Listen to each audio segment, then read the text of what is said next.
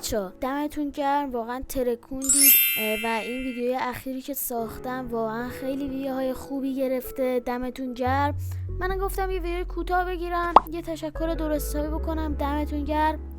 و اینکه یه چیزی هم قرار بود بهتون بگم، من تو فکرمه که یه بازی بریم خب که جدا از جی تی ای داستانا باشه. اسمش هم رفت هستش. اونایی که میدونن خب میدونن، ولی اونایی که نمیدونن یه توضیح کوتاهی بدم. اینجوریه که یه جور مدل بقای داخل دریا، وسط دریا یه تیکه چوب زیر پاته، وسیله‌های این دور و برت باید استفاده کنی و اینکه باید از صفر همه چی رو بسازی، هیچ چی نداری. و اینکه اومدم اینو بگم که اگه به نظرتون خوبه که بریم این بازی جدید و یه پلیلیست جدید بزنیم و این بازی انجام بدیم، حتما نظراتتون رو واسم کامنت کنید. و اینکه دمتون گرم، مرسی که همیشه کنارم ویدیو حمایت میکنید. اگه دوست داشتین لایک و کامنت و این داستانا فراموش نشه، عشقید. تا ویدیوی بعدی، بدرود.